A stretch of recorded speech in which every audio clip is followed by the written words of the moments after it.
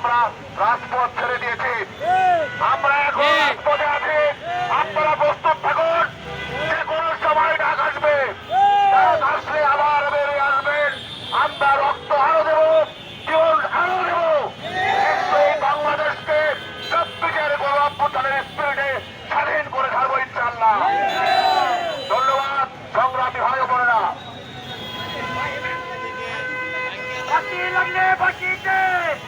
করে আসি না রে রশি লাগলে রশি নে আসি না রে ফাঁসি দে দড়ি লাগলে দড়ি নে আসি না রে ফাঁসি দে দড়ি লাগলে দড়ি নে ফাঁসি চাই ফাঁসি চাই। সংগ্রামী সাথী বন্ধুগণ, আপনারা জানেন খুনি হাসিনার যে অবমৃত্যুর চেষ্টা, যে ছাত্র সমাজের উদ্দেশ্যে যে বক্তব্য, সেই বক্তব্যের প্রতিবাদে জাতীয় নাগরিক কমিটি বৃহত্তর মিরপুরে বিভিন্ন থানা আমরা আজকে এখানে একত্রিত হয়েছি। তার প্রতিবাদে আমাদের মাঝে উপস্থিত হয়েছে মিরপুর মডেল থানার প্রতিনিধি আমাদের গোলাম রাব্বানী ভাই, তিনি কিনা একজন আমাদের সহযোদ্ধা এবং 24-এর গণ আন্দোলনের একজন যোদ্ধা। বক্তব্য নিয়ে আসছেন বিপ্লবী ও সংগ্রামী গোলাম রাব্বানী ভাই। আসসালামু আলাইকুম সংগ্রামী জনতা, আজকে খুনি হাসিনা দুঃসাহস দেখাচ্ছে দিল্লি থেকে। আজকে তারা অনলাইনে বক্তৃতা দিতে চাইছে। আমরা খবর পেয়েছি একটি টেলিভিশন, একটি ইউটিউব চ্যানেল তার বক্তৃতা কিছু অংশ প্রচার করেছে। আমরা তাদেরকে হুঁশিয়ারি দিয়ে বলতে চাই, আপনাদের অবস্থা 32-এর মতো হয়ে যাবে। যারা হাসিনার পক্ষে কথা বলা দুঃসাহস দেখাবে, তাদের অবস্থাও 32-এর ন্যায় হয়ে যাবে। সংগ্রামী জাতীয় বন্ধুগণ, আমরা এই খুনি হাসিনার ফাঁসি না হওয়া পর্যন্ত রাজপথ ছাড়ব না। খুনি হাসিনার দল নিষিদ্ধ না হওয়া পর্যন্ত রাজপথ ছাড়ব না। আমরা বৃহত্তর মিরপুর থেকে যেভাবে জুলাই আন্দোলন সংগঠিত করেছি, ঠিক সেভাবেই আন্দোলনের মাধ্যমে আওয়ামী লীগকে অবাঞ্ছিত নিষিদ্ধ ঘোষণা করব। অন্তর্বর্তীকালীন সরকারকে বলতে চাই, আপনাদের সরকার মর্যাদা খুনি লীগকে নিয়ে নিষিদ্ধ না করেন, তাহলে আপনাদের ন্যায় উপযুক্ত ব্যবস্থা নেওয়া হবে। বাসায় গেছিল সংগ্রামী জাতীয় বন্ধুগণ, এগুলো আমার বক্তব্য শেষ করছি। আসসালামু আলাইকুম। সংগ্রামী জাতীয় বন্ধুগণ, আমাদের মাঝে বক্তব্য নিয়ে আসছে মিরপুর মডেল থানার আমাদের বিপ্লবী ও সংগ্রামী ভাই। আরে বাসে উঠে লন্ডন গাড়ি লিয়া সংগ্রামী বন্ধুরা, আজকে আমরা একত্রিত এখানে হয়েছি শুধুমাত্র একটি কারণের জন্য, সেটা হলো খুনি ফ্যাসিস্ট হাসিনার ফাঁসি কার্যকর করতেই হবে। এর পাশাপাশি আমাদের এই আন্দোলনের অন্যতম দাবি ছিল স্বৈরাচারের দোসর এবং আওয়ামী লীগ এই দুটোকেই নিষিদ্ধ করা। আমরা দেখেছি ছাত্রলীগ নিষিদ্ধ করার পরে অনেক সুশীলদের হৃদয় কেঁপে উঠেছিল। এই সুশীলদেরকে বলতে চাই, আপনারা যদি বাংলাদেশে আওয়ামী লীগকে পুনর্বাসন করার স্বপ্ন দেখেন, তাহলে যে 2000 প্রাণ এই জুলাই আগস্ট বিপ্লবে ঝরেছে, সেই প্রাণগুলোকে ফিরিয়ে দিতে হবে। আপনারা যদি এই প্রাণগুলোকে ফিরিয়ে দিতে না পারেন, তাহলে এই বাংলাদেশে যদি থাকতে চান, তাহলে আওয়ামী লীগের পক্ষে কথা বলবেন না। আমরা আইন উপদেষ্টাকে ক্লিয়ার মেসেজ দিতে চাই,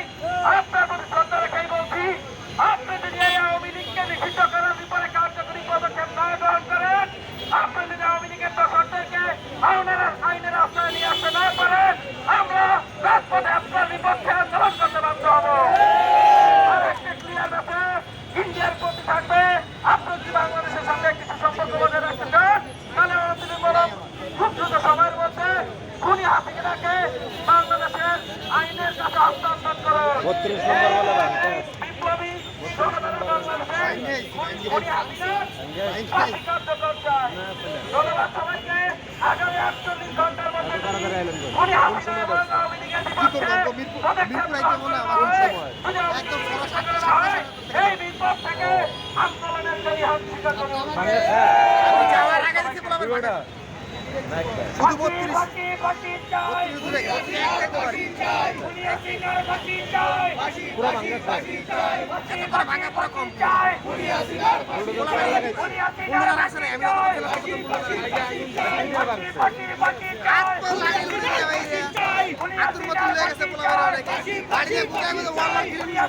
দালালেরা যুবলীগের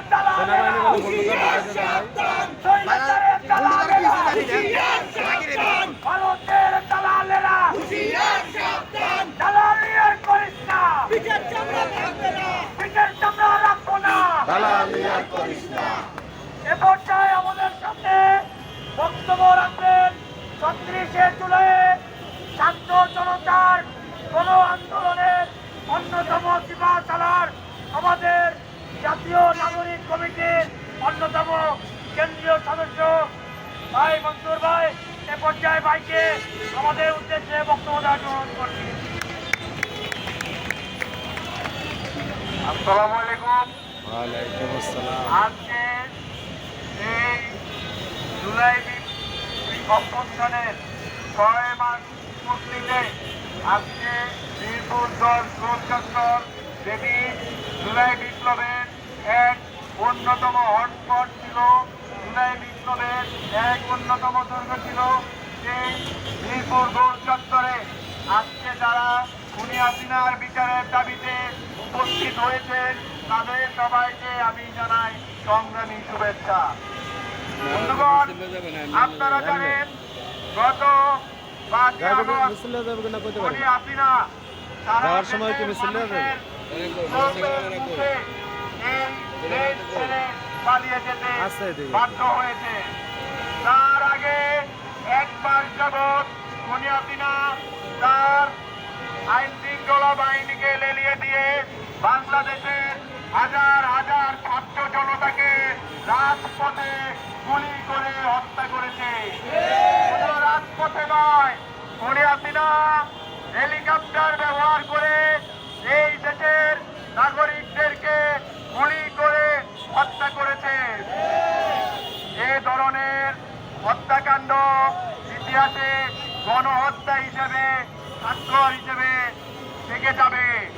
এই গণহত্যাকারী হাসিনা ৫ই আগস্ট যখন পালিয়ে যেতে বাধ্য হয় তখন হাসিনার যে প্রভু দিল্লির যে কুকুরেরা আছে তারা খুনি হাসিনাকে দিল্লিতে আশ্রয় প্রদান করে। আজকে ৬ মাস হয়ে যাওয়ার পরেও আমরা বাংলাদেশের ছাত্র নাগরিকেরা বারবার দাবি জানানোর পরেও দিল্লির সেবাদাসেরা খুনি হাসিনাকে বাংলাদেশের বিচারালয়ের কাছে প্রত্যার্পণ করেনি। আপনারা জানেন বাংলাদেশে আন্তর্জাতিক অপরাধ দমন ট্রাইব্যুনালে খুনি হাসিনা জুলাই আগস্ট গণহত্যার বিচার শুরু হয়েছে। আমরা বারবার দিল্লি সরকারের কাছে জানিয়ে এসেছি আপনারা অবিলম্বে এই বঙ্গের কষাই খুনি হাসিনাকে বাংলাদেশের জনগণের কাছে প্রত্যার্পণ করুন। কিন্তু দিল্লির সরকার এই খুনি হাসিনাকে বাংলাদেশের জনগণের কাছে প্রত্যার্পণ না করে বরঞ্চ তারা খুনি হাসিনাকে সুবিধা দিয়ে দিল্লিতে আশ্রয় দিয়েছে। খুনি হাসিনা আজকে দিল্লিতে বসে লাইভ প্রোগ্রামে বাংলাদেশের তার আওয়ামী যে কুকুরেরা রয়ে গেছে তাদের উদ্দেশ্যে ভাষণ দেওয়ার ঘোষণা করেছে। আমরা দিল্লি সরকারকে বলে দিতে চাই, বাংলাদেশের কথায় গণহত্যাকারী হাসিনাকে আপনারা দিল্লিতে আশ্রয় দিয়েছেন।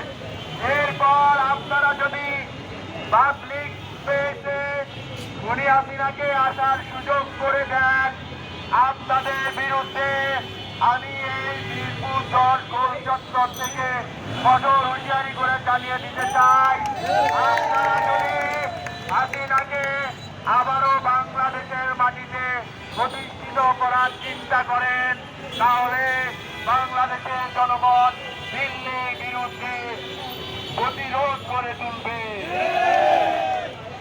দিল্লির সরকার বাংলাদেশের সরকারকে বলেছে খুনি হাসিনাকে তারা আশ্রয় দিয়ে রেখেছে, খুনি হাসিনা তাদের অতিথি, খুনি হাসিনাকে নিয়ে বাংলাদেশের সরকার বা পররাষ্ট্র মন্ত্রণালয় দিল্লির কাছে কোনো দাবি জানাতে পারবে না। আমি বাংলাদেশের পররাষ্ট্র মন্ত্রণালয়কে বলতে চাই, বাংলাদেশের জনগণকে যে হত্যা করে পালিয়ে গিয়েছে সেই কসাই হাসিনাকে অবিলম্বে আন্তর্জাতিক সম্প্রদায়ের মাধ্যমে ভারতের সাথে মধ্যস্থতা করে বাংলাদেশে এনে বিচার নিশ্চিত করুন, নতুবা এই নতজানু পররাষ্ট্র উপদেষ্টা কিংবা নতজানু পররাষ্ট্র মন্ত্রণালয়ের কর্মকর্তাদের বিরুদ্ধে বাংলাদেশের জনগণ অবিলম্বে লড়াই শুরু করবে। আজকে আমরা যারা মিরপুর 10 গোল চত্বরে উপস্থিত হয়েছি, এখানে প্রত্যেকেই 24-এর বিপ্লবী যোদ্ধা। আজকে আমাদের সারা দেশে 24-এর জুলাইয়ের যে ভিডিও চিত্রগুলো আছে, সেই ভিডিও চিত্র প্রদর্শন করার একটি ব্যবস্থা গ্রহণ করা হয়েছে। সেই পরিক্রমায় আজকে মিরপুর 10 গোল চত্বরের যে ডিজিটাল স্ক্রিনটি আছে সেটি সহ ঢাকা সিটি কর্পোরেশনের উত্তর এবং দক্ষিণে যতটি ডিজিটাল স্ক্রিন রয়েছে সবগুলোতে জাতীয় নাগরিক কমিটির উদ্যোগে জুলাই আগস্ট বিপ্লবের ভিডিও চিত্র প্রদর্শন করার ব্যবস্থা করা হয়েছে।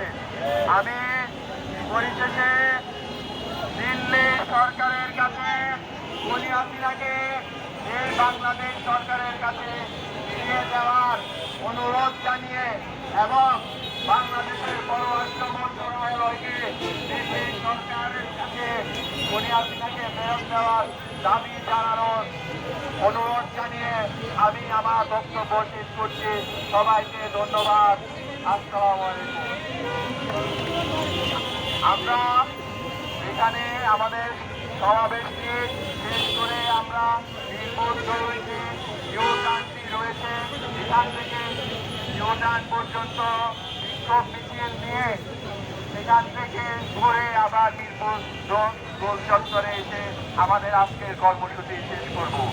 সবাইকে ধন্যবাদ। আজকে এখানে যারা উপস্থিত হয়েছেন সবাইকে আবারও সালাম জানিয়ে আমার বক্তব্য শেষ করব।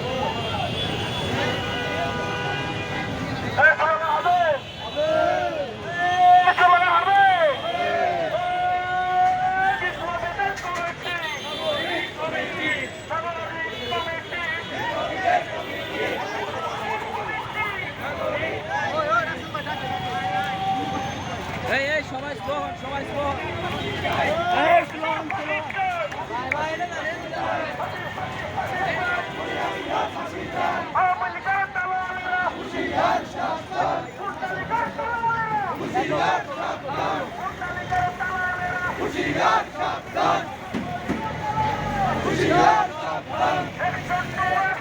Direct action! Direct action! Direct action! Direct action! আরো দেব রক্ত দেশের যাবে অন্যায় রক্তের বন্যায়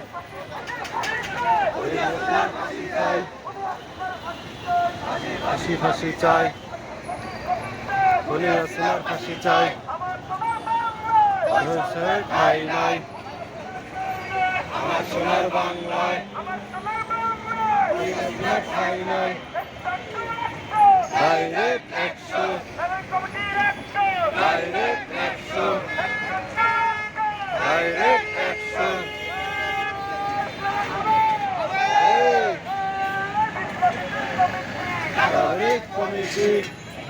কমিটি নাগরিক কমিটি এই বাংলায় হবে না, এই বাংলায় হবে না।